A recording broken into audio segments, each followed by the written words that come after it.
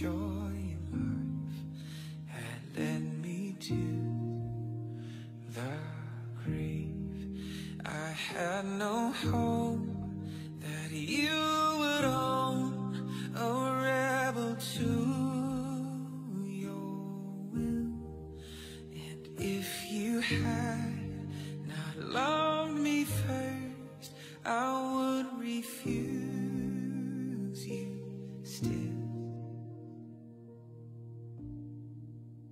And hallelujah, all I have is Christ. Hallelujah, Jesus is my life.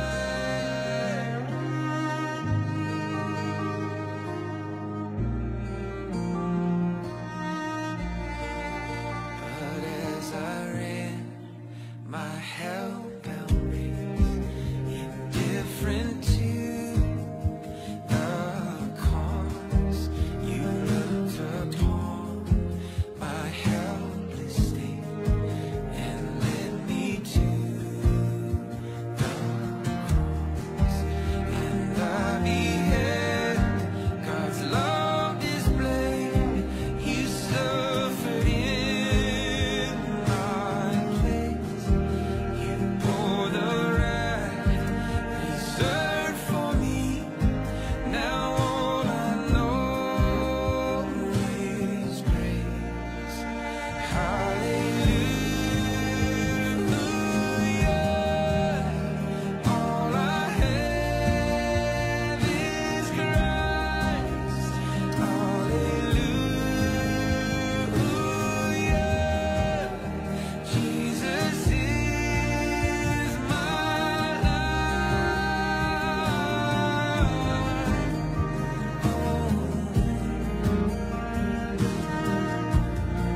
He is my I'm not my I'm not my own. Now, Lord, I would be yours alone and live so all might see the strength to follow your commands could never come from me. Oh, Father, use my ransom life in any way you choose, and let my song forever be my only boast is Hallelujah.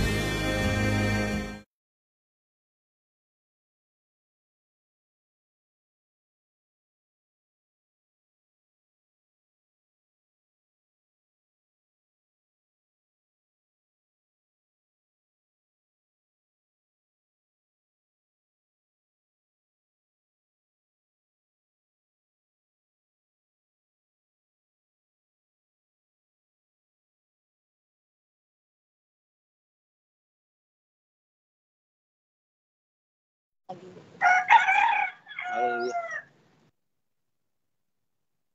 Hello, hello, praise. Sige, open na kayo ng mga camera.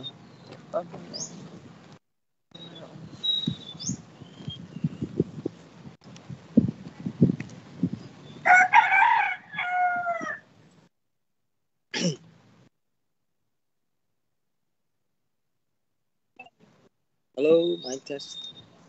Live na ba to, tol? Okay, live.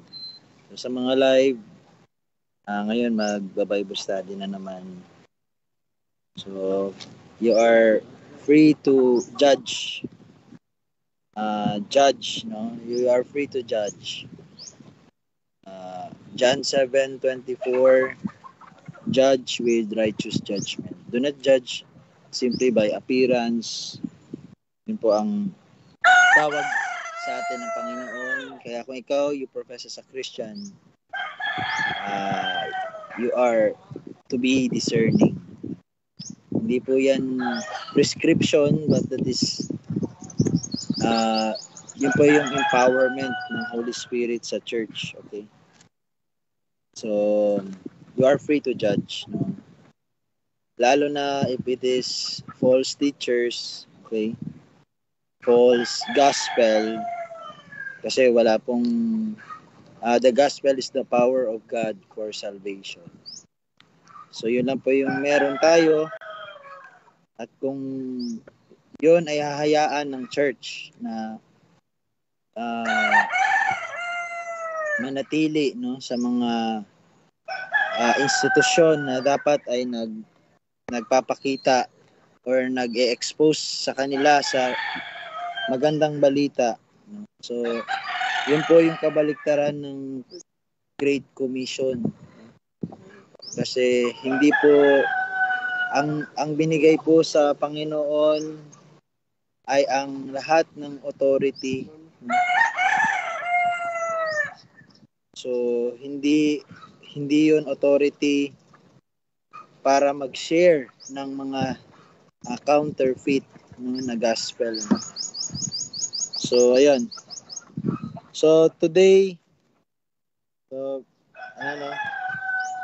praise be to God kasi nasa Thursday na tayo. And nasa Matthew pa rin tayo, nasa Gospels pa rin tayo. So kahapon natapos natin yung account ni Matthew tungkol sa baptism ni Jesus Christ. And doon nakita natin at ipinahayag sa pamamagitan ng salita ng Diyos na ang Diyos ay tunay na nasa kanyang anointed one, no? Nasa kanyang Messiah. Kaya makapangyarihan at may authority, hindi dahil sa kung ano pa mang bagay, kundi dahil authority comes or nagmumula lang talaga sa nag-iisang Panginoon. Okay? So yan, let us turn our Bible sa Matthew pa rin, sa chapter 4 naman. So, we will read yung account ni Matthew tungkol sa temptation naman ni Jesus Christ, and we will learn, no, according sa salita ng Diyos, kung ano ang ibigay din sa atin na turo tungkol dito. So we will read from verses 1 down to verse 11. So Matthew chapter 4, 1 through 11. Ang babasahin po natin. So ayun, I hope okay lang tayo, no? Sisimula. So 4:40.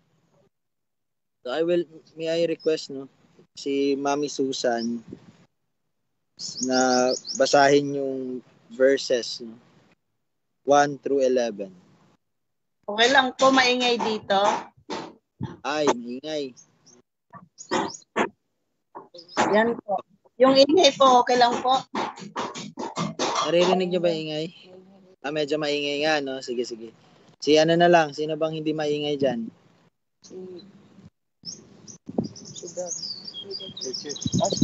Si Tita Che. Tita Che, maingay din dyan sa inyo, Tita Che? Naman. Sige, 1 through 11 po.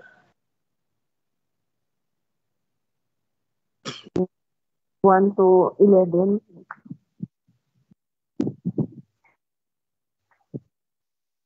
For 1 to 11. Pinuksan ng Diablo si Jesus. Pagkatapos nito, si Jesus ay dinala ng Espiritu Santo sa ilang upang tuksohin ng Diablo. Siya ay 40 araw at 40 gabing nag-ayuno. Pagkatapos ay nagutom siya. Dumating ang manunukso at sinabi sa kanya, "Kung ikaw ang anak ng Diyos, ipag-utos mo na ang mga batong ito ay maging tinapay." Ngunit siya'y sumagot, "Nasusulat, hindi sa tinapay lamang mabubuhay ang tao, kundi sa bawat salitang lumalabas sa bibig ng Diyos." Pagkatapos ay dinala siya ng dyablo sa banal na lungsod at inilagay siya sa taluktok ng templo. At sinabi sa kanya, kung ikaw ang anak ng Diyos, magpatulog ka sapagkat nasusulat, ay mag-uutos sa kanyang mga anghel tungkol sa iyo at aalalayan ka ng kanilang mga kamay. Baka masaktan ng iyong paa sa isang bato. Sinabi sa kanya ni Jesus, nasusulat din naman, huwag mong tutuksohin ang Panginoon ng Diyos. Muli, dinala siya ng dyablo sa isang napakataas na bundok at ipinakita sa kanya ang lahat ng mga kaharian sa sanlibutan at ang karangyaan ng mga ito. At sinabi niya sa kanya, ang lahat ng mga ito ay ibibigay ko sa iyo kung ikaw ay magpapatira at sasamba sa akin. Sumagot sa kanya si Jesus, lumayas ka, Satanas, sapagkat nasusulat, ibahin mo ang Panginoon mong Diyos at siya lamang ang iyong paglingkuran. Pagkatapos nito'y iniwan siya ng dyablo at dumating ang mga anghel at pinaglingkuran siya. Okay, praise be the reading of God's Word. Mag-pray po tayo. Ama namin sa langit, ito po ay pagkakataon na yung binigay sa amin upang sa pagkakataong ito ay aming mabasa po muli itong temptation sa wilderness, Panginoon, for 40 days and 40 nights na nagdasal ka at nag-ayuno, Panginoon. Hayaan mo po na ang Espiritu Santo ay siyang magpaliwanag sa amin ng mga bagay patungkol dito. Naway ang iyong kaharian ay makita namin, Panginoon, sa bawat salita at mga aral na tinuturo ng passage na ito, Panginoon. Itong aming dalangin sa pangalan ni Jesus. Amen. Okay. So sa subtitle ng ang Biblia, tinukso ng dyablo si Jesus. Yun po yung pag-aaralan natin. And please bear with our brethren sa pag-aaral natin ito. Sana makapag-share tayo ng mga insights.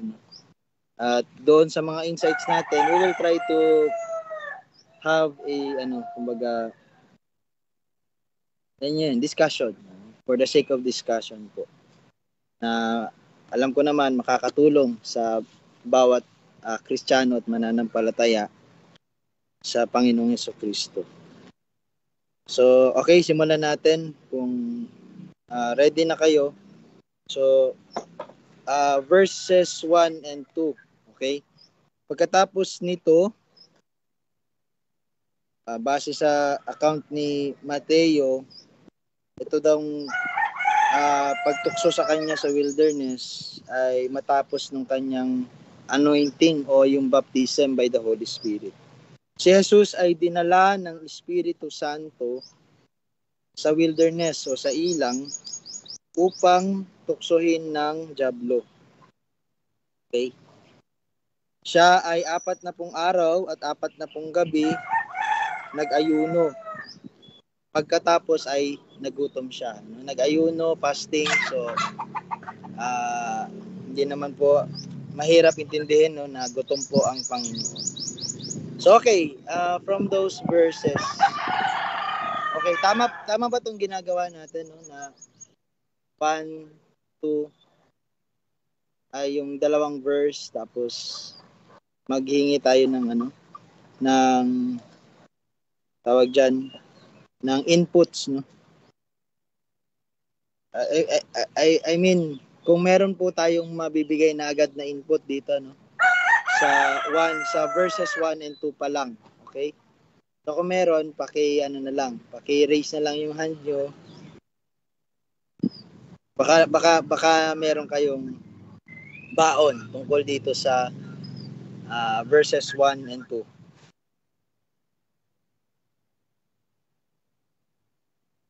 Okay? Sige, mag-share ako Okay. konti, tol. So, dito po sa, nababasa natin sa verses 1 to 11, lagi po nating tandaan na itong binabasa natin, yung 4 na gospel accounts na isinulat po no, ni Matthew, Mark, Luke, at John. Ito po ay patungkol sa pagsasakatuparan ng pagliligtas ng Panginoon sa pamagitan ni Hesukristo. So basically itong 4 gospel books ay patungkol po sa gawa or ginawa ng Panginoong Jesus. Doon po natin mababasa lahat ng, hindi naman lahat, pero doon natin nakita yung ilan or marami actually na katuparan ng mga inihayag or itinalagana ng Panginoon, Diyos Ama, no? Sa simula pa sa pamagitan ng paghahayag ng mga propeta ng Panginoon. So isa ito sa yun, itong binasa kanina, ito yung isa sa mga parte ng pagliligtas ng Panginoon sa atin. And kung mapapansin niyo po dyan sa verse 1, pagkatapos nito, so ibig sabihin yung sinabi ni Kuya, na ito yung nangyari pagkatapos ng pagbabautismo sa Panginoong Jesus, na kung saan nakita natin ang pagpupuspos or yung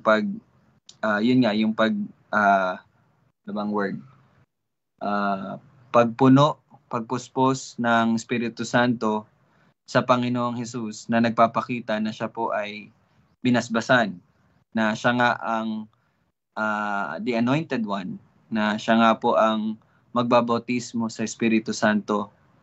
And so pagkatapos po nun ay sabi sa verse 1, ayon kay Matthew, si Jesus ay dinala ng Espiritu Santo sa ilang. So kung makikita niyo po dyan sa action, dinala, dati ang naisip ko kasi parang magic na kumbaga abruptly or agad-agad, alam niyo ba, bang nandiyan na siya sa ilang. Actually, itong pinangyarihan ng bautismo ng Panginoong Jesus, malapit na to sa ilang kasi sa labas na to ng Jerusalem, Israel. So dito, ang pinapakita dito na verb is dinala. Ibig sabihin, guided, ginabayan. Okay? Guided, ginabayan. Hindi siya yung image na dinala. Hindi siya yung dinala na ganitong image na kumbaga parang may something magical na nangyari during this time. But dito nyo makikita ang isa sa, again, the very example ng kung ano dapat ang isang niligtas ng Panginoon.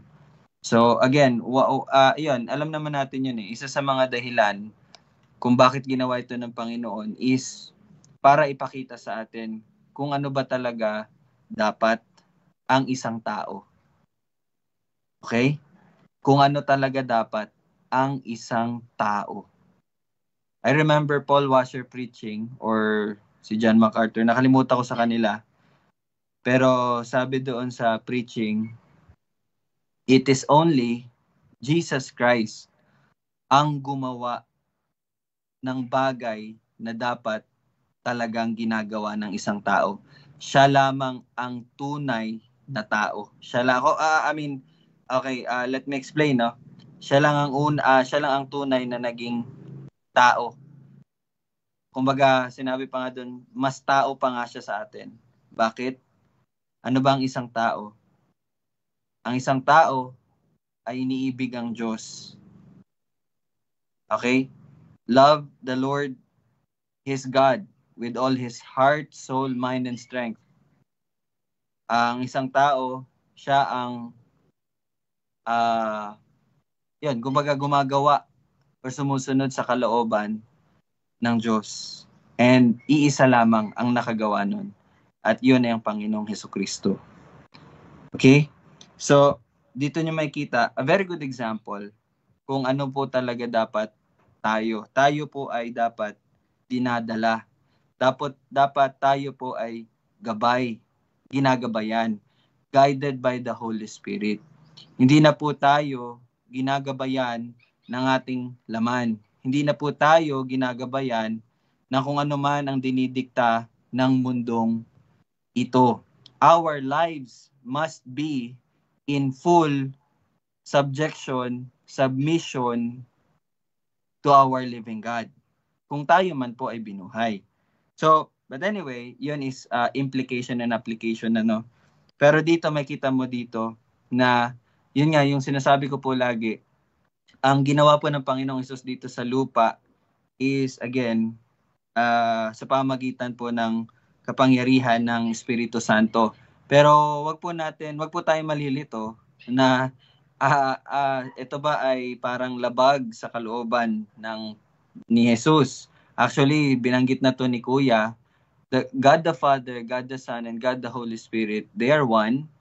Ibig sabihin po, natatanda ko sinabi ni Kuya kahapon, iisa sila ng kalooban, iisa sila ng kagustuhan, iisa sila ng iniibig or ibig gawin, no? So ito pong nangyari dito is hindi po ito kumbaga labag.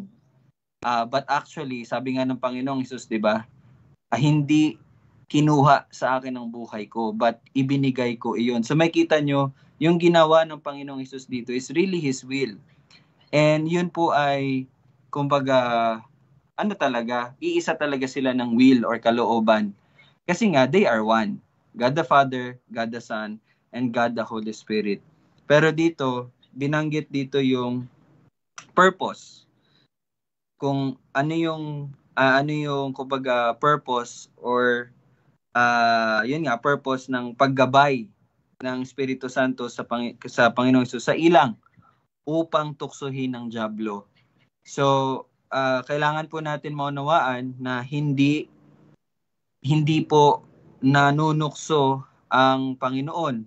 Gaya nga ng ating napag-aralan na sa Santiago or sa James, no?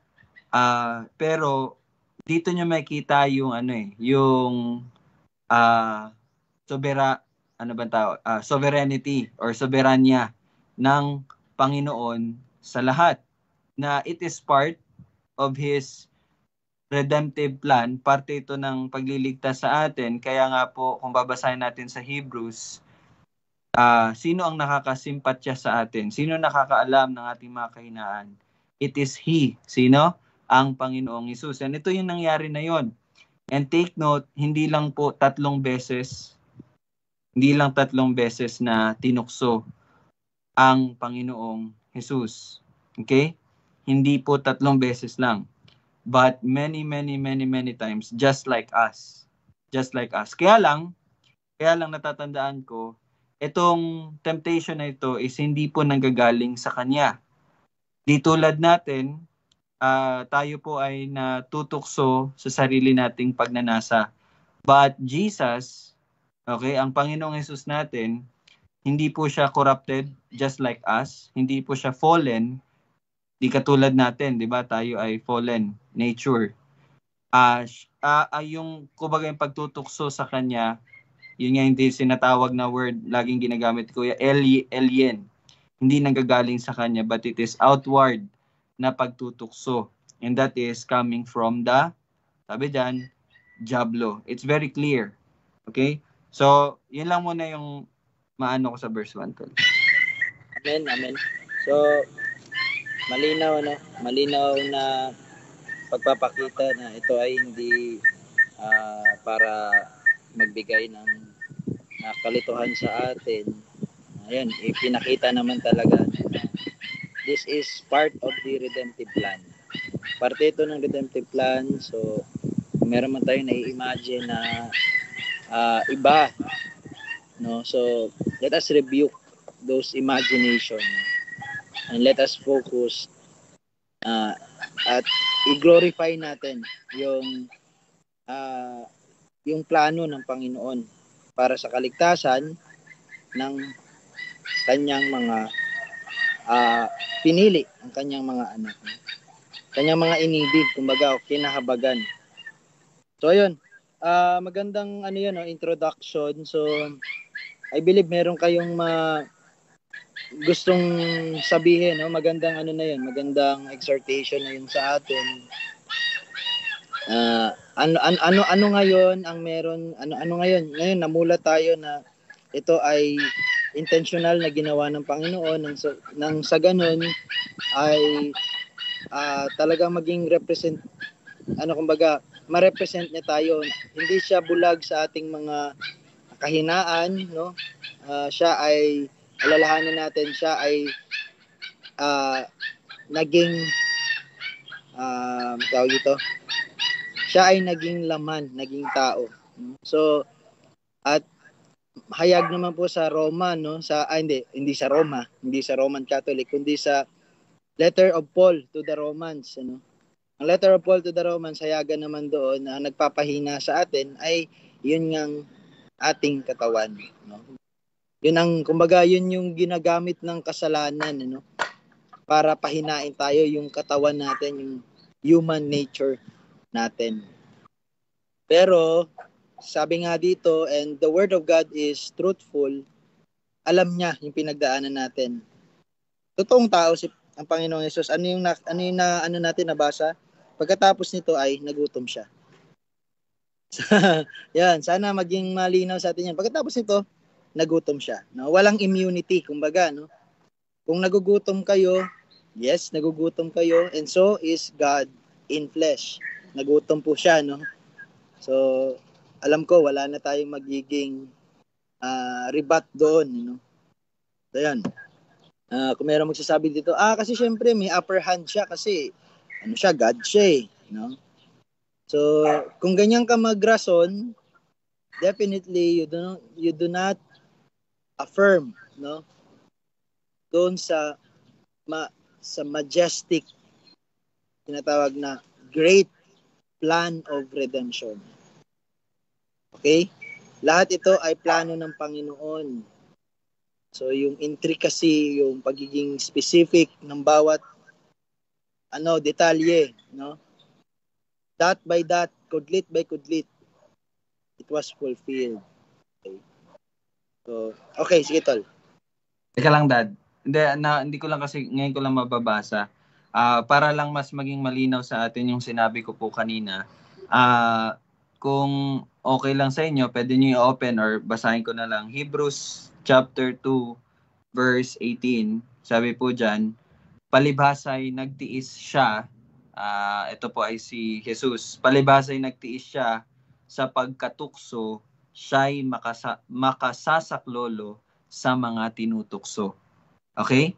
Hebrews 2:18. And meron pa po isa, Hebrews 4:15. Ano po sinabi sa Hebrews 4:15? Basahin natin. Sabi diyan, sapagkat tayo'y mayroong isang pinakapunong pari na marunong makiramay sa ating mga kahinaan, isa na tinukso sa lahat ng mga paraan. You see? Gaya rin naman natin. Gayon may walang kasalanan. So, dito niya makita, dun sa dalawang verses, the importance. Ayun nga, kasi nga parte ito ng pagliligtas, di ba?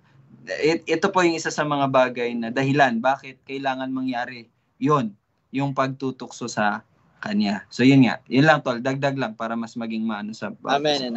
Amen, ano? So, yun, nakita natin talaga yung unity ng scripture na meron tayo, no? So, yun, when we read sa Hebrews, talagang sinadya niya upang siya ay makasaklolo nga naman sa mga tulad natin, okay? Na mahinang-mahina. Hindi lang po 'yon, kumaga understatement. Hindi lang po tayo mahinang-mahina, we are dead, no? Total depravity. Okay, so bakit ko po laging nababanggit yung total depravity? Kasi it is all over the scriptures. Pinapakita talaga na wala. Kaya kung merong magsasabi sa inyo na word faith, no? Kaya mo talaga yung lagpasan, basta isipin mo lang.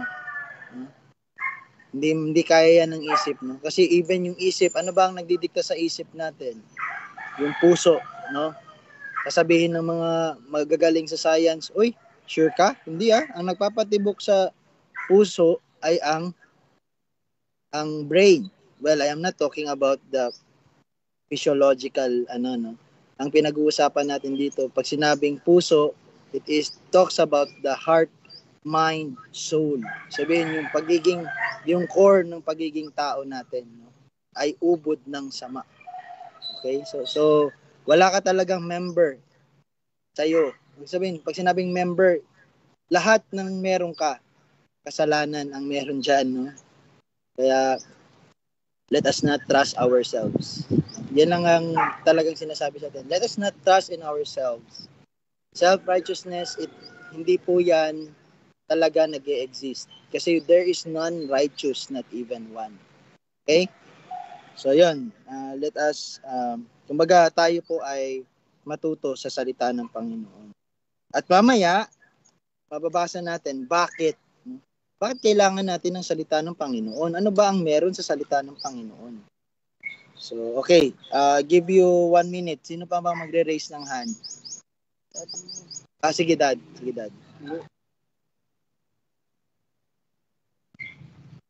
Tanong ko lang, ano yung kaibahan ng pagsubok o panunukso sa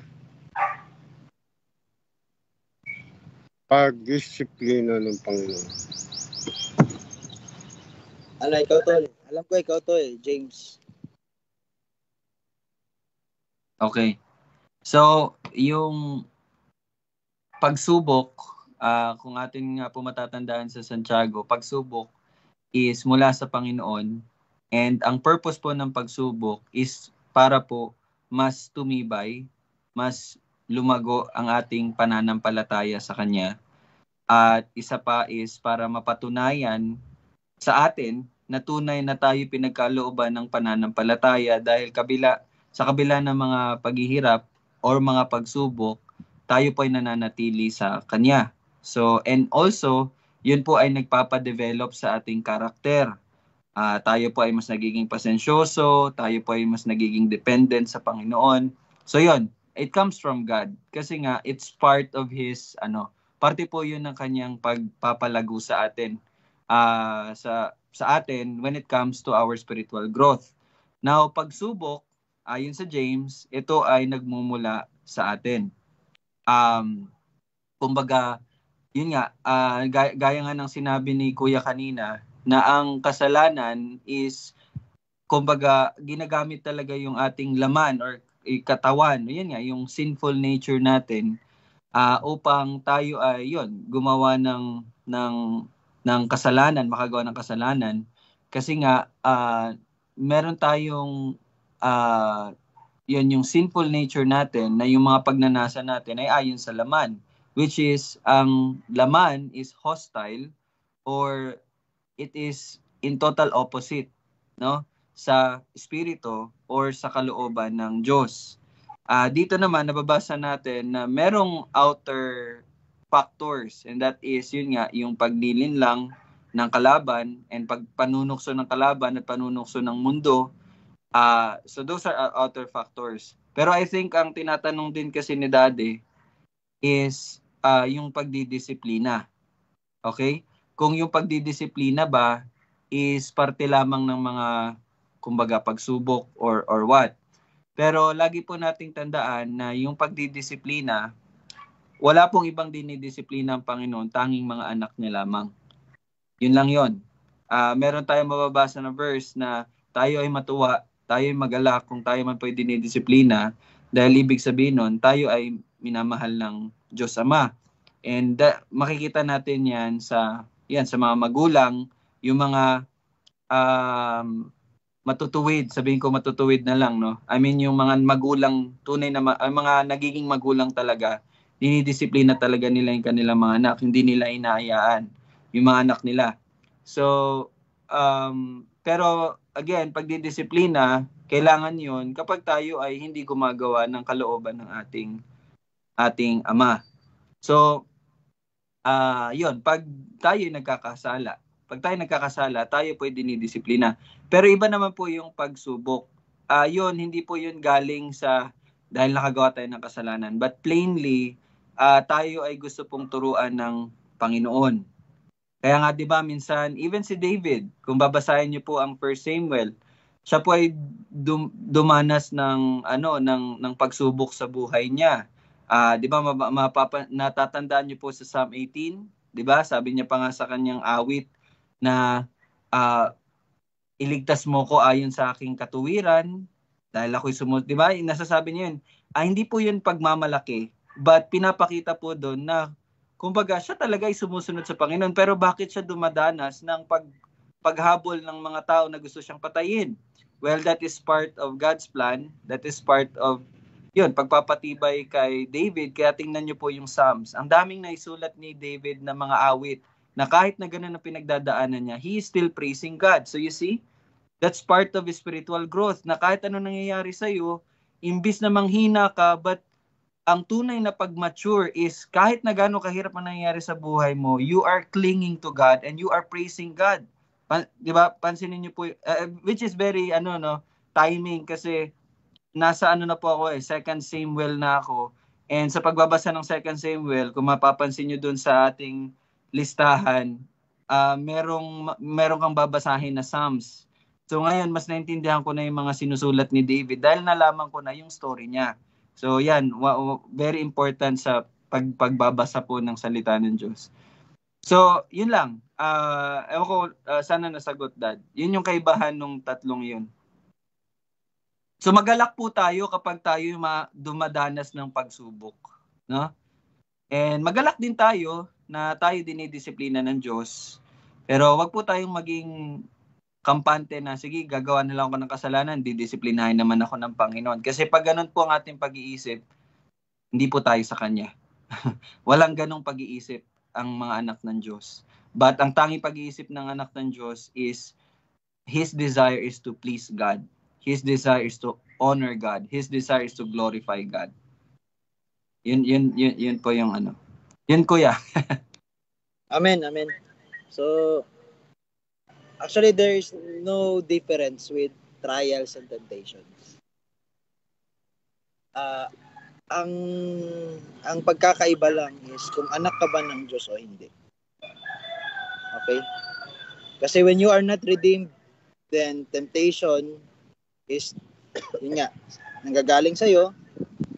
Pag ang passion, desire, ay you feed it, hindi mo kinat doon, eventually it will cause you death.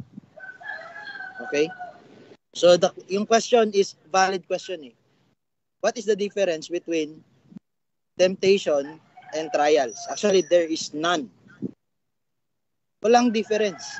There is no difference. The difference is, are you an elect? Are you a redeemed one? Or are you not? Okay? Walang difference. Temptation will lead to death. Okay? Trials, or kahit temptation. Okay? Kasi dito, klaro naman, yung devil tempts Jesus Christ. But what happened to Jesus Christ? Namatay ba si Jesus Christ? Nawala ba yung, naalis ba sa kanya yung anointing? No. Hindi nawawala ang anointing. Same as your being sons and daughters of God, hindi po nawawala yan. So, yan. Okay, technically, merong difference, but to tell you, there is no difference. Okay? If you are a child of God, then it is discipline. If you are not, then it is judgment. Kasi talagang papakita sa'yo na talagang, if you are not, kumbaga, yung necessity of being born again. Babalik tayo kay Jesus Christ, nung tinanong siya ni Nicodemo, na kung hindi ka ipapanganak maguli, if you will not be born again, there is no chance for you to see the kingdom of God. Okay? Pero sabi nga ni Santiago, di ba? Magalak ka kapag ikaw ay na sa trial. Kasi kabaliktaran nung yung desire kanina magiging, yun nga, ipapractice mo na yung sin, and sin, pag naano na, will cause to death, no? Pero, ang response naman ng isang tunay at binuhay ng Diyos, magagalak siya. Bakit? Kasi, it will prove the character of God in him. And the character of God is hateful to sin. So, ayaw niya ng kasalanan. So, it will prove him, kumbaga, mas lalo niya lang mapuprove sa sarili niya na he is a son of God, daughter of God. Okay? Kasi pinagpapatibay siya nito. So, ang dapat itanong mo sa sarili mo, are you saved? Or are you not saved? Yun ang tanong mo dapat sa sarili mo. Okay? So, yun naman yung take ko doon sa question. Sige. Okay. Meron pang magdaragdag, or we will move on to the first temptation. Okay, so we will read from verse 3. So ako na lang magbasa, no? And then after this one, mag-discuss na naman tayo. So verse 3, sabi doon, dumating ang manunukso, okay? At sinabi sa kanya, kay Hesukristo, kung ikaw ang anak ng Diyos, ipag-utos mo na ang mga batong ito ay maging tinapay. So yun yung temptation. What is the response? Verse 4. Ngunit siya'y sumagot, si Jesus Christ. Nasusulat, hindi sa tinapay lamang mabubuhay ang tao, kundi sa bawat salitang lumalabas sa bibig ng Diyos. So hindi na to bago sa atin, no? And so we will try to discuss this certain passage, okay? I-discuss po natin. Ano po ang meron dito sa unang temptation na to ni Jesus Christ? Sinong matapang na mag-ano sa ating congregation? Will lead us to exhortation, no? Exhort po natin, patatagin po natin ang iglesia, no? Sige, sino pong merong input? So, hindi po masama yung input, Ayan, nakikita natin si Daddy, laging engaged, So, sana ganun din po tayo. Let us engage ourselves, sa mga ganitong bagay. Sa salita ng Diyos. Okay. Going once. Ayan. Parang may sasabihin yata si Mami Susan. So sige, habang nag-iisip, habang kino-compose nyo yung inyong mga sasabihin, so tatry kong siya, idahan-dahan sa atin yung sinabi, yung unang panunukso, no? Tingnan natin kung gaano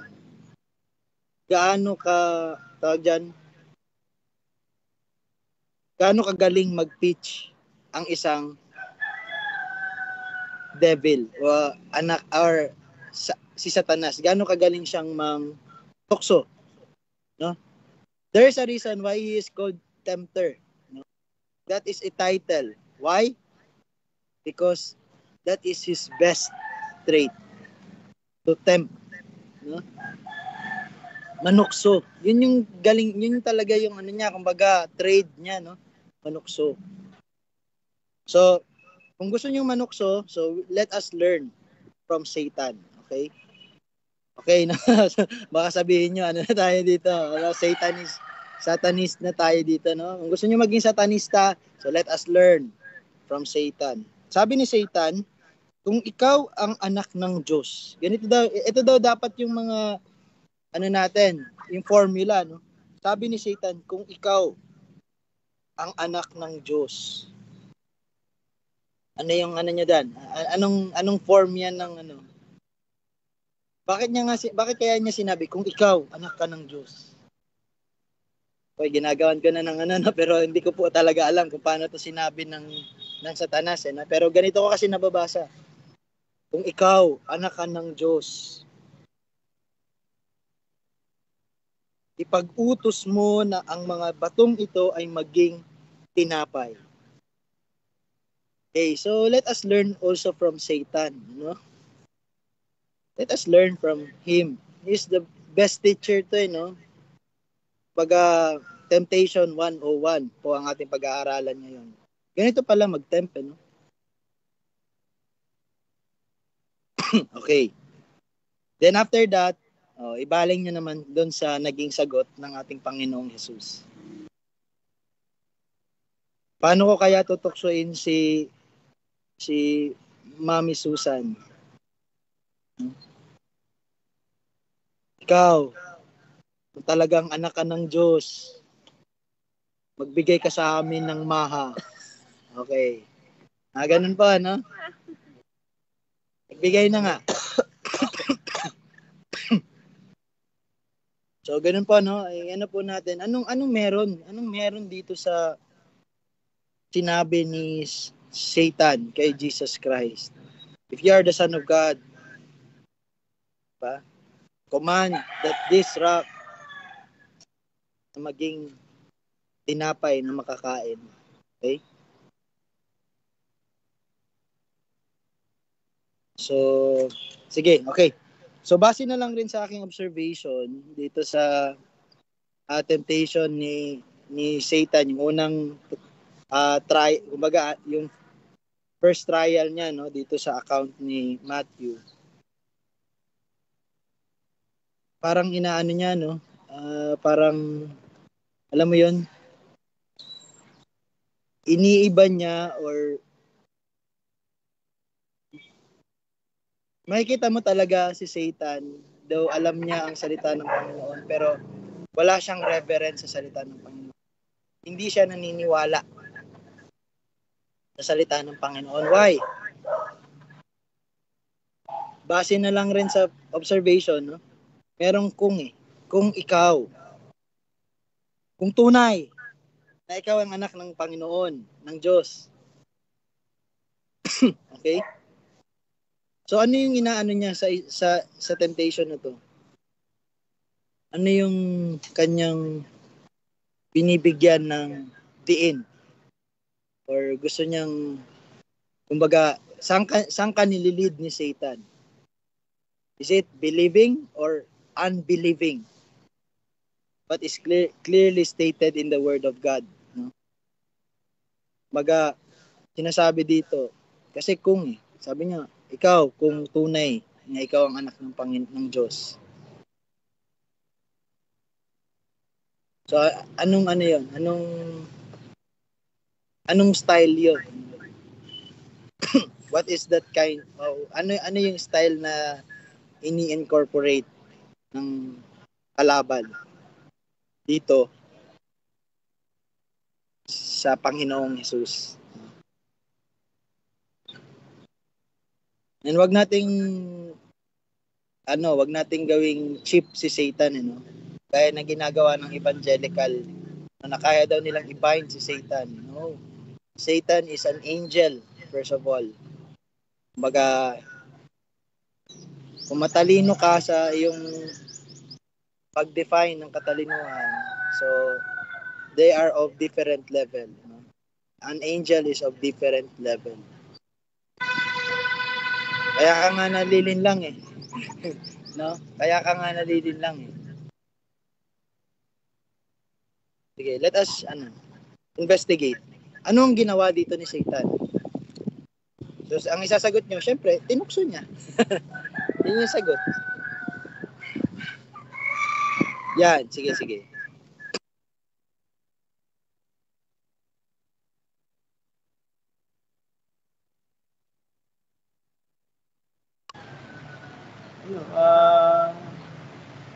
Yung mga akit,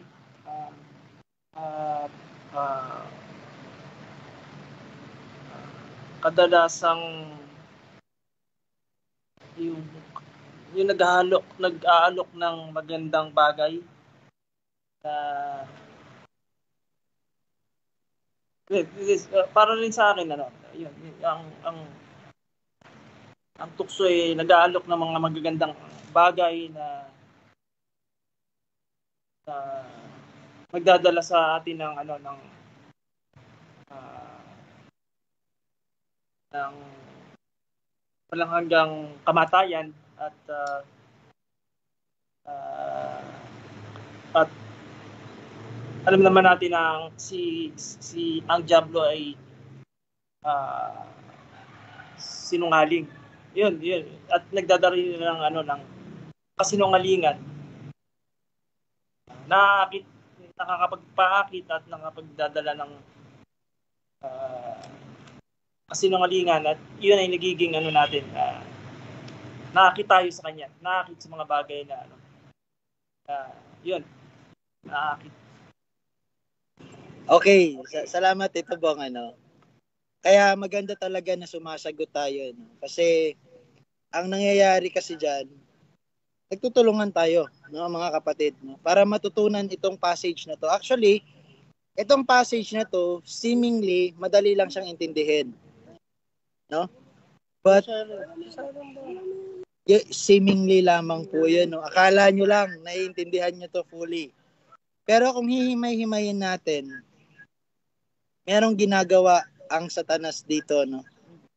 And yung sagot ni Tito Bong, I will approve, no? Kasi wala namang magtitempt sa'yo ng pangit na bagay. No? Kaya nga, di ba, saan nagdidol si Satan? Sa prosperity gospel. Di ba? So, yun. So, sige Rel. Alam ko, gusto mo na tong tapusin. Hindi. Actually, kasi hindi ko pa na aral ng deeper yung about sa temptation. But anyway, tinignan ko yung mga origin. Pinagmulan ng mga verses na to, no? So, first is, kasi natanong ko rin habang nagdidiskusyon kanina. Sabi ko, paano naging tukso itong first event? Itong first na sinabi dito. Kasi tandaan po natin, ang pagtutukso, kapag ginawa mo, kasalanan ang resulta nun. So, tinatanong ko yung sarili ko, paano siya naging tukso? Ano ba talaga yung tukso dito? At ano yung kasalanan na magagawa kung ito man ay ginawa ng Panginoong Jesus? Naintindihan niyo po yon? Kasi di ba tukso? Kayo, alam niyo ba bakit ito tukso? Kasi minsan may mga tukso na very clear. For example, may babae sa harapan mo na inaakit ka. So, tukso yon. Anong kasalanan ng resulta nun? Adultery, sexual immorality. Now, dito naman sa unang tagpo, ano yung kasalanan na magiging resulta sa tukso na to? Di ba? Yun yung tanong. Kasi ito tukso to eh. So, ano yung kasalanan na resulta? So, hindi ko rin masagot. Pero, kung titingnan nyo dyan, kung ikaw ang anak ng Diyos, ipag-utos mo ng mga batong ito ay maging tinapay. Kung iisipin natin, wala naman sigurong mali na gawing tinapay ni Jesus ang isang bato. Kasi kaya niya naman yung gawin. Kasi tunay nga siyang Diyos. So the issue here is, sa una na yon, hindi ko makita yung issue. Wala namang issue dun eh. Di ba? Kahit ano, pwedeng gawin ng Panginoon. You see? Kaya lang, ito lang, ewan ko lang, verse 4 yung nakatulong sa akin. Yung sagot ng Panginoong Jesus. Ano ba yung sinagot ng Panginoong Jesus? Siya sumagot, nasusulat, hindi sa tinapay lamang mabubuhay ang tao, kundi sa bawat salitang lumalabas sa bibig ng Diyos. Well, dati, kapag binabasa natin itong chapter 4, itong part na to, ang lagi nating exhortation, lagi nating interpretation is, kailangan mo mag-aral ng salita. Di ba? Yun ang lagi nating sinasabi dito. But, kung titingnan po natin, ano ba ito? Sang verse ba to? Ano ba tong sinabi? Nasusulat eh. Ibig sabihin, nasa kasulatan. So, matatagpuan natin kung nasan siya. Punta kayo sa Deuteronomy chapter 8. Doon nyo makikita. Basahin natin yung Deuteronomy. Pakita ko lang din sa online, no? Para maano yung mga Deuteronomy chapter 8, kahit verses 1 hanggang 3 lang yung basahin natin. I think malaking tulong na yon. Deuteronomy chapter 8 verses 1 to 3. Basahin ko po sa inyo yung verses 1 to 3. Dapat Tagalog pala. Okay, wait lang . Sabi dyan sa verse 1, inyong maingat, okay, listen carefully. Inyong maingat na gawin ng lahat ng utos ng aking iniutos sa iyo sa araw na ito upang kayo'y mabuhay at dumami at makapasok at ang kinin ng lupain ay pinangako ng Panginoon sa inyong mga ninuno. So ito po si Moses talking to Israelita bago sila pumasok sa Promised Land. And verse 2, at iyong alalahanin, ito verse 2, at iyong alalahanin ang lahat ng paraan ng pagpatnubay sa iyo ng Panginoon mong Diyos nitong 40 taon sa ilang.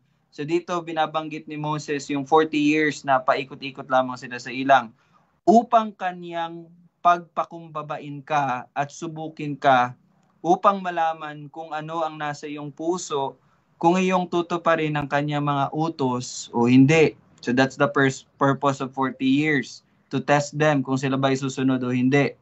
And verse 3, ikaw ay pinagkumbaba niya nang ginutom kanya at pinakain kanya ng mana na hindi mo nakikilala kasi yung mana is bread from heaven. So hindi nila alam yon kung ano yon.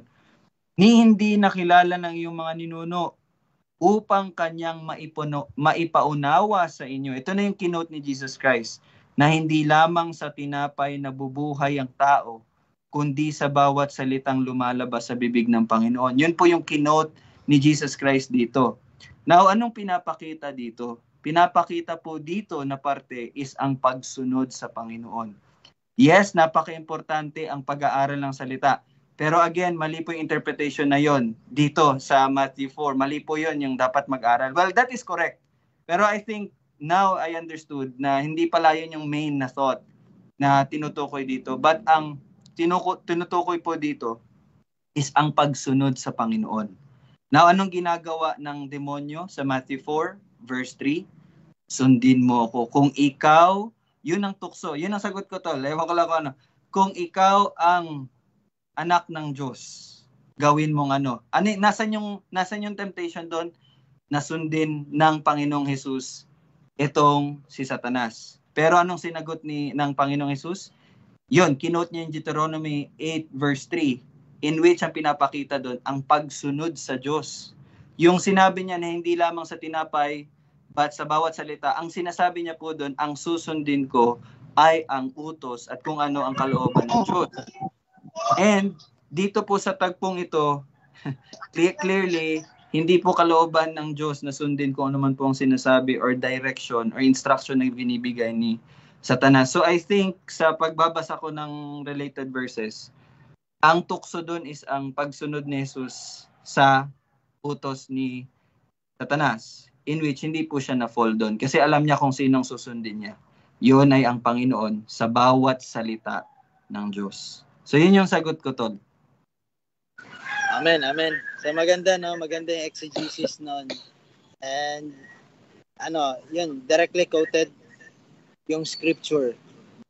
So sa akin naman, dahil nag-quote si Jesus Christ ng scripture dito, ang nakikita ko naman dito na ginagawa ng kalaban talaga is to challenge the authority of scripture, the sufficiency of scripture. Na hindi ibig sabihin, di ba, kaya nga sabi ko sa inyo, ang sabi ni Satanas, no, kung ikaw ay anak ng Diyos. Alam natin, it is written in the Word of God that He is the Son of God. No, siya ay anak ng Diyos. Pero kagaya ng ginawa ni Satanas nung nilinlang niya yung tao, sabi niya, totoo bang nakasulat? So what is the first temptation? Scripture. That's why in Reformation, ito talaga yung pinakauna nating tutuligsain, Are you really a Bible-abiding, believing Christian?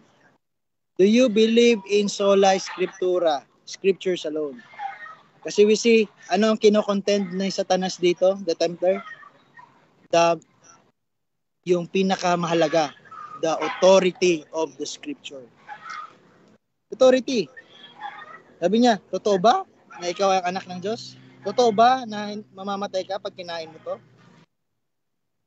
Talaga bang nakasulat? Talaga bang sabi ng Diyos yan na mamamatay ka? So tama yung exegesis ni Rylan, no? And nga naman, yung hindi pagsunod o yung hindi pag-obey sa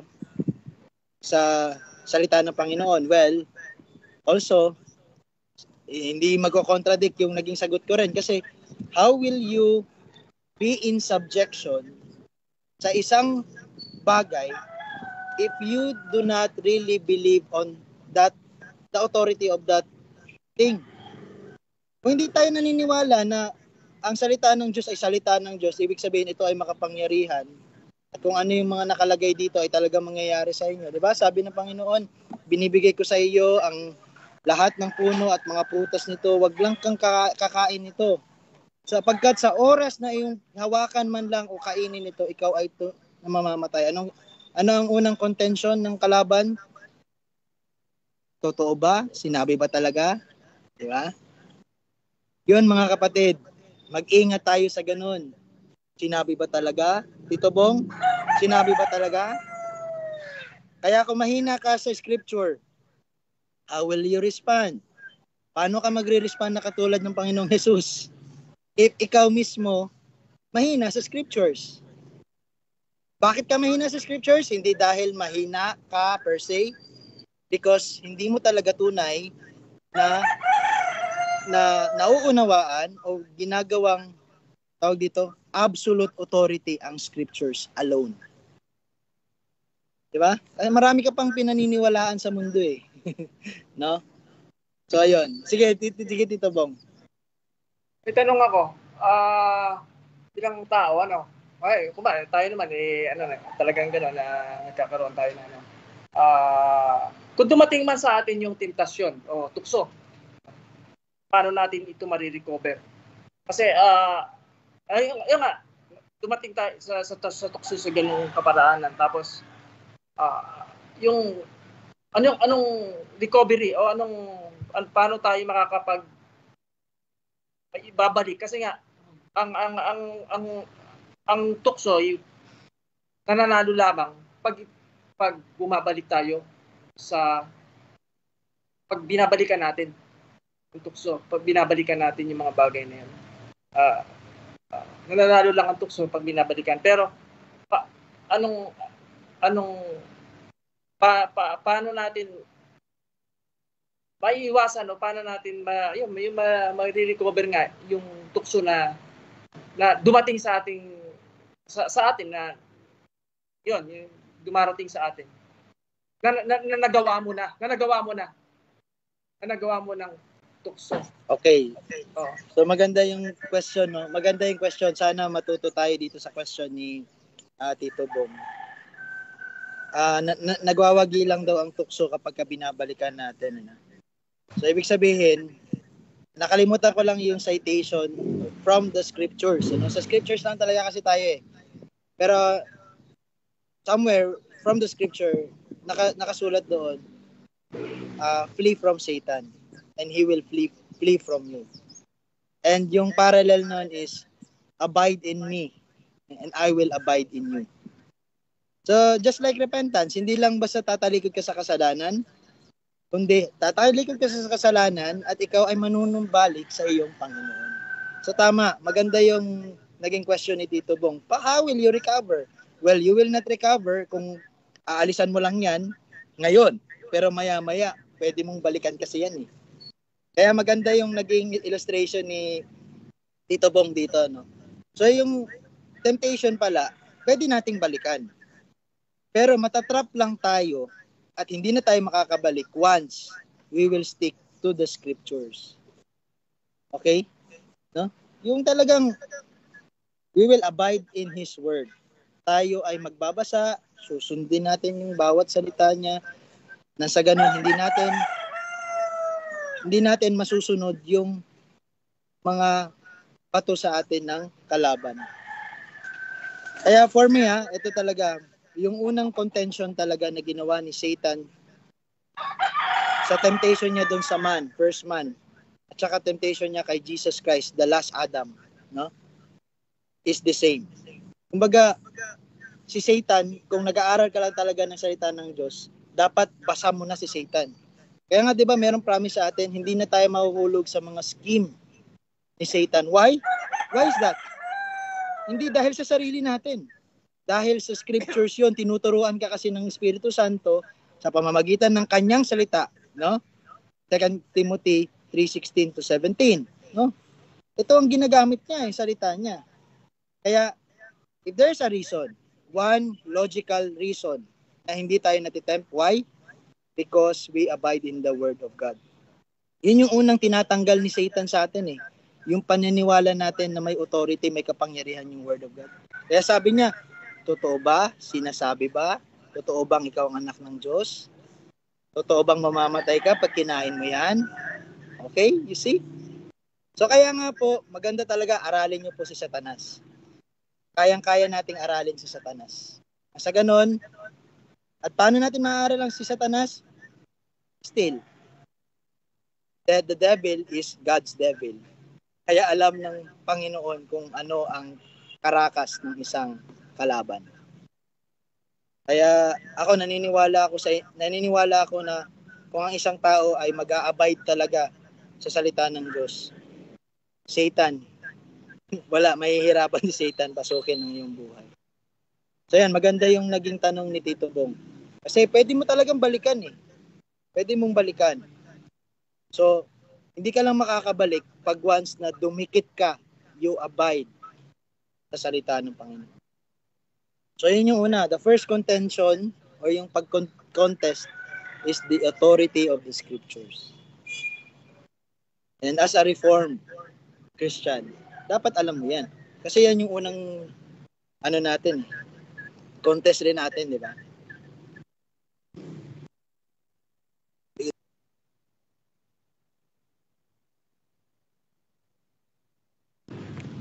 Ibig sabihin dito, pinapakita sa atin na sa bawat pagsubok, sa bawat tentasyon, meron itong, ang Biblia ay may sagot, no?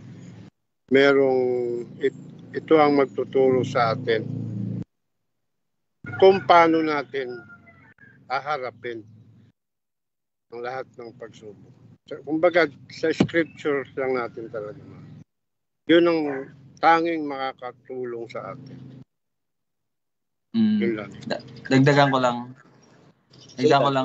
ko lang tol yung sinabi ni Daddy. Remember ko yung sinabi ni sino ba yun? Si Justin Peters ata. Yun nga, yung paggawa talaga ng kalooban ng Panginoon. Ano siya? Kumbaga yung pag-aaral mo ng salita niya, wala mang specific na sinabi na, kapag pipili ka ng trabaho, ito yung verse. Wala naman po kasing ganun eh. No? Pipili ka ng asawa, ito yung verse. Which is yun na tinuturo din ng mga modern day evangelicals, pati mga charismatic, yun nga, Pentecostal. Kailangan ko mamili, saan ba ako magstay? Sa Manila or sa Japan? Sinabi dito, go. Yun, go na ako sa Japan. Yung ganong klase ng ng will ni God daw, no? Mali yun. But ang pagsunod po ng kalooban ng Panginoon is you study the word. Kumbaga, sinabi nga ni Justin Peters na kumbaga lahat ng mga principle na natutunan natin sa Panginoon, yun yung gagamitin natin upang mag-decide sa isang bagay na nangyayari sa buhay natin. And so, you do the will of God. Kumbaga, may mga questions, diba? Ito ba ay makakapagbigay ng honor sa Panginoon? Yun yung pinakauna eh.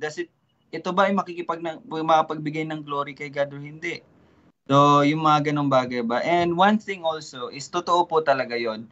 Kung pinanood nyo po yung video na shinare ko po sa inyo, kagabi may shinare ako yung si R.C. Sproul, na gusto ko, ko talaga yung sinabi niya kasi by the grace of God po, ngayon ko lang talaga na i-experience yung ganon.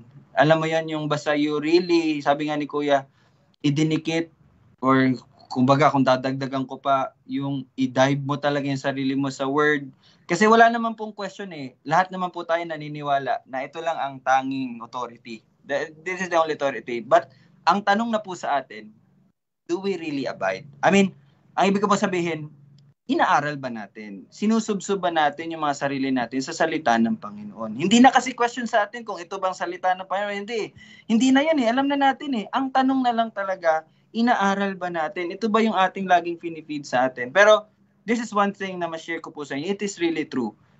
Kapag lagi po natin talaga inaano ang ating sarili sa salita, kahit makinig ka lang, magbasa ka lang, hindi man yung pag-aaral na ginagawa natin ngayon. Well, maganda rin, may ganito kang pag-aaral, yung theological or systematic na tinatawag, pero reading din, maganda din yun, pakikinig din, it really helps. Ako po, I can really testify to that. Magpapatotoo talaga ako sa inyo, kasi these past days, by the grace of God, lagi ko lang talaga inaano sarili ko sa salita. Ngayon nga, sa reading ko po, nasa 2 Samuel na ako. So natapos ko na yung Genesis, Exodus, Leviticus, Deuteronomy, Numbers, Joshua, Judges, Ruth, 1 Samuel, nasa 2 Samuel na ako. In just 1 week ata. Kasi nga, yun lang lagi. Pero, ang gusto ko lang po i-share sa inyo, it really helps na pag may temptation, you will remember this, yung ginawa ng Panginoon, anong resulta ng ganito. It really helps you to do the will of God. Okay? So, yun lang po. Encourage na iyan natin sa mga sarili sa panalangin at pag-aaral ng kanyang salita. So, kasi totoo naman sinabi ng mga tatay natin eh. Di ba? Yun, sa salita lang talaga. Yun ang magtuturo sa atin. Ang tanong, nagpapaturo ka ba? Ang tanong, inaano ba yung sarili mo sa salita? So, yun lang po. Mag-aral po tayo. Amen, amen. Talagang, kung tunay kang binuhay ng Panginoon, you will have a teachable heart. 2 Corinthians 5:17, if you are a new creation, behold, new things has come. Hindi po yan scam, no? New thing has come. Behold, no? Talagang bago na, no? Bago. And yun, tapusin natin muna dito. So bukas, alam nyo na yung format, ano? Ngayong gabi, alamin nyo yung second tsaka yung third na temptation. Ano yung ginagawa niya? Yung una, no? Kinakalaban niya mismo yung scripture. Why? Bakit yun yung unang tinira niya? Kasi that is the foundation eh. The scriptures eh. The word of God eh. Naniniwala ka ba talaga sa mga sinasabi ng Diyos na ito talaga ay tunay na sabi ng Diyos? O maniniwala ka sa kalaban na magsasabi, totoo ba? Okay? So, tayo, ang sagot natin, totoo. Dahil ito ang sabi ng Panginoon. Okay? Di ba? So, ang magiging ano na lang sa atin, challenge, palawakin natin, no, yung ating pagbabasa. So, okay, let us pray, no? Let us pray. Father, napaka-malaman po ng aming diskusyon tungkol dito sa seemingly napaka-simple lang na salita, passage, temptation. Pero salamat, Panginoon, na once again, you humbled us. Na talaga palang marami pa kaming gugugulin na panahon sa iyong salita. Isusubasob namin ang aming mga sarili sa iyong salita. Dahil nandito ang iyong hiyas, nandito ang iyong treasure, Panginoon. Mga ginintuang aral na walang ibang magiging purpose sa mga lahat ng iyong binuhay, kundi makita at ma-prove, Panginoon, na tunay ang iyong pagliligtas. Hindi mo kami niligtas sa tiyak na kapahamakan lamang ng impyerno, kundi sa aming kasalanan at sa hindi namin pagkilala sa iyo bilang ikaw ay soberanya at ang iyong salita ang dapat na nagdidikta ng katotohanan. Sabi mo nga po, ang iyong salita ay ang standard ng lahat ng standard, Panginoon. Salamat, Panginoon. Bukas, turuan mo po muli kami tungkol dito sa temptation ng aming Panginoong Jesus. Ito ang aming panalangin. Amen. Ayan, tomorrow, let us meet again for another discussion. Bye-bye.